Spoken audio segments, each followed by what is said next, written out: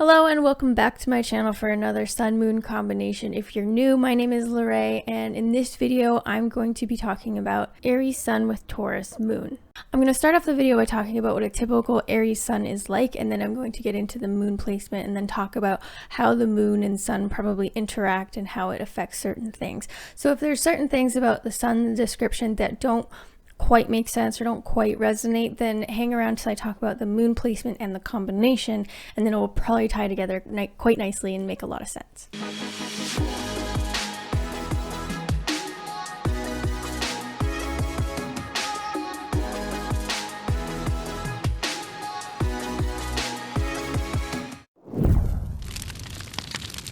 So Aries Suns are very passionate, aggressive, competitive, goal-driven, loyal, energetic, and self-confident, and fiercely independent. I know of a lot of adults that like to kind of romanticize being a kid, like, oh, to be a kid again, you know, no responsibilities, don't have to pay bills, oh, wouldn't that be nice?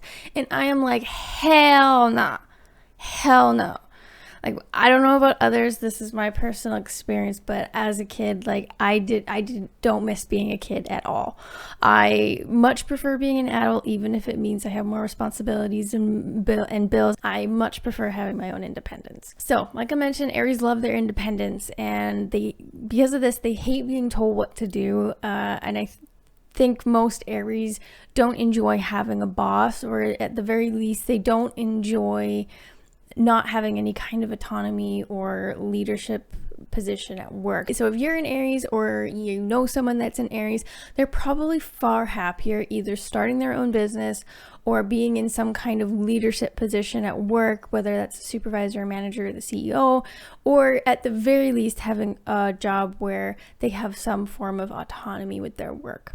Aries Suns are also quite impulsive, and they kind of tend to not think through decisions a lot. They're more spontaneous, you know. They want to just, when they get an idea and they're excited about it, they just want to do adventures and they want to do stuff. They're more about action, and so they don't really think through all of the possibilities and do a lot of planning. So, and they're also not risk averse. So Aries, yeah, they don't really plan stuff or think things through a lot before jumping in head first. Now, nothing lights Aries up more than the pursuit of a goal that they're really passionate about. Like I mentioned, they're very goal-driven, and Aries are really good at starting projects, but they're not so good at finishing them. Aries has shiny object syndrome because they're so passionate and they're so excited about the start of something new. Then once they get to like the work and the in-between, and the passion wears off, and then they'll usually abandon it for some newer, more exciting goal that they're passionate about. So Aries are very good at starting, they're not very good at finishing. And Aries have very like fluctuating energy. It's because it's so much energy and so much passion like at the beginning that it's not sustainable to continue that level of energy or passion, and as a result they usually fizzle out or even burn out. And so Aries are not known for their slow, methodical, perseverant pace with things. That's definitely more of an earth sign thing. You know, they say that life is a marathon, but for Aries it's a series of sprints. So I find actually Aries can sometimes have a hard time like with being tired or burnt out all of the time, because many of us don't know how to like save energy for later and don't know how to like slow down before we get to the point where we burn out. Aries hate being controlled, and spite is definitely a powerful motivator for them. Now, Aries tell it like it is. Aries don't really beat around the bush. They cannot handle any backhanded, passive-aggressive, or fakeness from people. That's the kind of thing that really makes Aries blood boil, and sometimes they can be considered to be an asshole because Aries are just very, very blunt, and they're very to the point, and they just don't understand like why you have to be like manipulative or like beat around the bush or all those backhanded things. Like if you have something bad to say it to my face. Be upfront about it.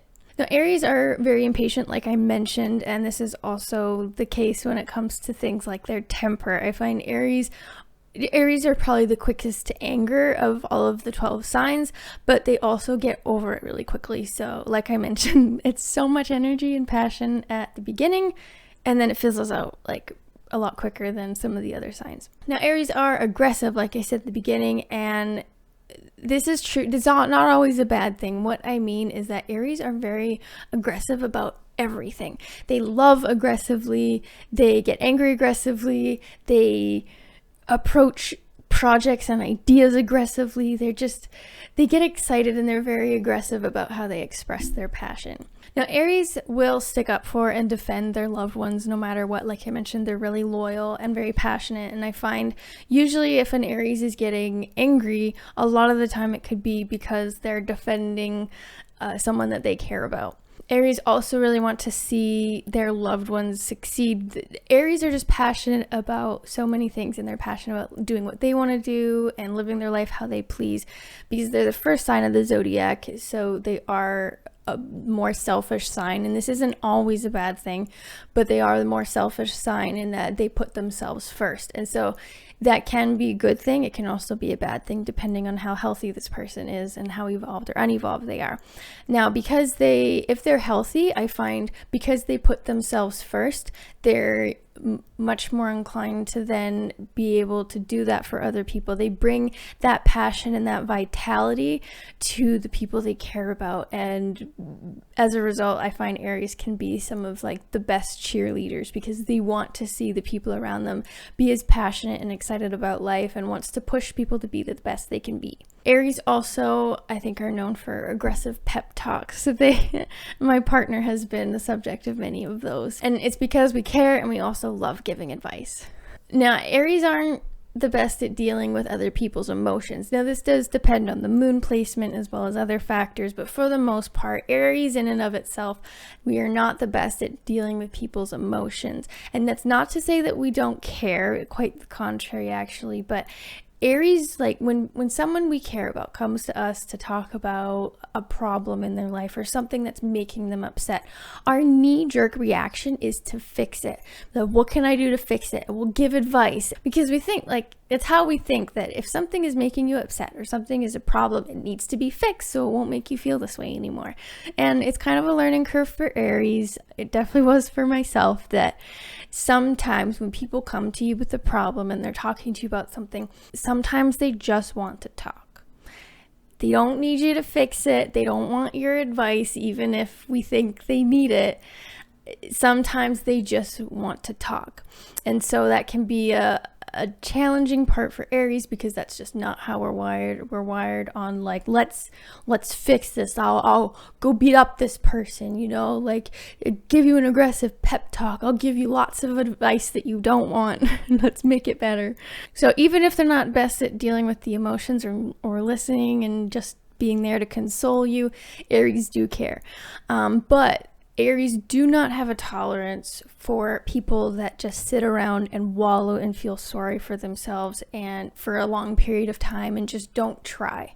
And they have no patience or sympathy for people who ask for advice, go against that advice, and then come back and complain about the consequences and feeling sorry for themselves. Because when we love someone, when we care about someone, us Aries, we love pushing people to be the best that they can be. And when it feels like the people we care about aren't trying, or they're not doing their best, or they're making decisions or doing things that are against their own best interests, or they ask for advice and don't follow it, we're very honest about how we feel about it. And that's not everyone's cup of tea. Because Aries, like I mentioned, they're not the ones that want to just sit and talk about your feelings. We're more like doers, action takers, and fixers. No, let's, either do something to fix it, or let's do something to not think about it and shove it down. Basically, Aries are quite to the point. They don't beat around the bush, especially with the people they care about. So even if maybe sometimes your feelings get hurt, at least Aries are very honest about where you stand with them and how they feel about you. And it's because they want the same in return. Most Aries, like I mentioned, that are healthy and, I'm going to get to the unevolved aspects of Aries because I am very aware that they exist. But when Aries are healthy and fairly evolved, They're very straight and to the point about where you stand with them and how they feel about you, because we want the same in return. It's because Aries don't like the fake or the passive aggressive stuff that goes like talking behind each other's back and then acting like everything's fine to your face and then finding out about it, like gossip and things like that. Aries don't like being on the receiving end of that, and so they're very forthcoming with being like, hey, I'm going to talk to you directly. They're not super conflict averse. That's a big thing with Aries, is they don't really shy away from conflict, especially with loved ones, because they're just, let's get it out in the open. Let's talk about it. Like, Aries are very to the point. And so they appreciate when other people are very to the point with them. So now, some of the downsides of Aries. So like you've probably picked up now, Aries are very passionate, energetic individuals. And now we get to kind of the problems that can arise from Aries. And that is, if that passionate energy does not have a proper outlet, ideally either something physical or competitive. Aries are very competitive. So if it does not have some kind of healthy outlet, it builds up, and that's what leads to the Aries stereotypes of being an asshole or hot-headed or very short-tempered, where they fly off the handle, and just because they're unable to control all of this energy and these feelings that, and this passion that has like bottled up, that they don't have an outlet for. And so I find it's not uncommon for Aries to need some form of anger management. Now, for the most part, though, Aries are very passionate individuals who are fiercely independent, and when they care about someone, they have a very direct way of showing it, and they like to push people to be the best they can be, and sometimes it doesn't come across how we mean it to. I'm recording this on a different day because I had my birthday on the 18th, and if you noticed, I got a new chair thanks to my girlfriend. So quickly, before I get to the moon placement, I wanted to let you know about the new Facebook group that I am starting called the Astrology Club. It's going to be really awesome. I'm going to be putting free training in there quite often. I also really want to be making transit videos in there using people's actual birth chart. So if you would like to join the Facebook group, link in the description. I would really love if you joined me talking all about astrology. It's going to be a really great place where we talk and actually learn about astrology instead of bash other signs about it or create a toxic environment, which I hate, which is why I'm making my own group. So if you want to join the Astrology Club, the link will be in the description. That's all for now. Let's get back to the moon placement. So now we get to Taurus Moon. So when your moon is in Taurus, you really chill. You need stability, security, routine, and love, good food, and possessions. Possessions can include food, actually, and loved ones for Taurus moons. Taurus moons are very emotionally stable, practical, patient, but stubborn. And they have a lot of perseverance when something needs to get done. They're very sensual and romantic, and Taurus moons kind of have a reputation, or just Taurus placements in general actually have a reputation of being lazy. And I don't think that's the case. I think it is just people not really understanding what Taurus is about. Taurus is all about working smarter, not harder. And Taurus loves routine and security, and that's what makes them happy. So Taurus really, they love the routine. They love doing their set thing because they've usually forged some sort of routine that makes them happy, that they enjoy doing. And it probably involves good food, have enough to get by, spending time with loved ones, curling up on the couch watching TV, having a bath, things like that. So Taurus has their routine in the way that they like to spend their time. They're very sensual and romantic, and they want to feel pleasure through all of their senses. And because of this, if they're going to start working on something, the starting part is the hardest part for Taurus, which is interesting because we're talking about Aries Sun. These are two vastly different placements in their approach to work or projects or really accomplishing anything. Taurus has a really hard time getting started because they have their way that they like to spend their time. And so if they're going to undertake some project that requires work, which is going to take time away from doing what they really like doing and spending time with loved ones and how they like to spend their time, it's got to be something that's worth it. And then they'll take their time analyzing it and making sure that they're going about it the smartest way possible. Taurus are just about working smarter, not harder. They want to make sure that whatever they are putting into something, it's the least amount of input for the maximum results, the maximum output. And so that's kind of my rant about Taurus, because I feel like it's just a lot of people misunderstand and mistake Taurus for being lazy, which they can be. I feel like that would be difficult with this pairing though, because it's Aries Sun and Taurus Moon, and I think it could be a really great balance, because you have Aries that are all fired up about starting projects and then struggle with the middle to end. And then Taurus it's hard to get them out of their routine and get them started on something. But once they get started, they finish it and they plow through, and they have looked at how to do it the best possible way, and without risking their stability and their security, which is what Aries needs. So that's a good balance. And so this is someone who could get a lot done, because if they're able to strike a balance, it may be kind of hard at times. You've got one that really wants to start projects, the other one that likes the routine, and then you've got the Aries Sun that may be fizzling out, but then you've got the Taurus Moon that perseveres. So it could be an amazing balance and compatibility of strengths and weaknesses, or it could feel like it's pulling you apart, because it is quite different. So the Taurus Moon definitely makes this Aries a lot more chill and gives them a lot more follow through and perseverance. It also really helps balance out Aries' temper, because it makes them a lot more patient, but this would be a very stubborn individual. And like I mentioned, Taurus Moons like to think about all of the ways to start something and analyze, make sure that it's a smart decision that they're going to make or project they're going to work on. And so this will really help balance out the impulsiveness that the Aries Sun feels, which could be really helpful, because Taurus really thinks through big decisions and projects. But then having the Aries Sun will help prevent that stagnation and that slave to routine that a lot of Taurus placements in general, especially Taurus Moons, tend to fall into. Because at the end of the day, this person is still an Aries, and so they won't be happy stuck in a rut long term, and they may have their day-to-day routine of whatever it's going to work or school, or how they spend their free time. They probably have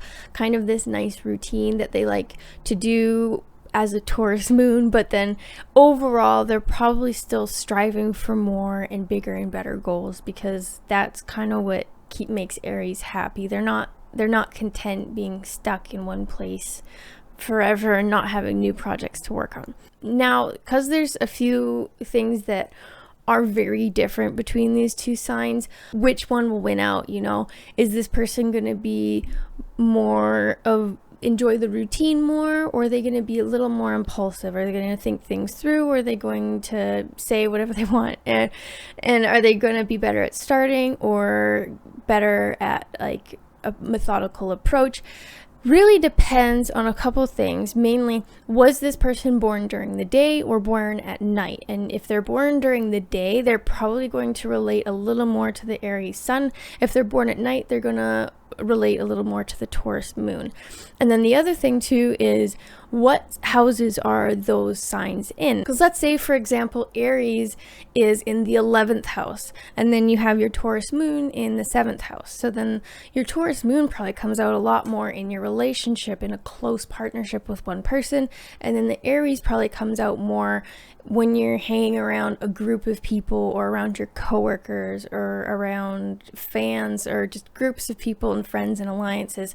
That's more where your sun would come out. So basically it depends what house those are in, and then you'd probably see that sign express itself a little more over the other in those areas of your life that correspond to those houses. And then on top of that, whether you were born during the day or at night.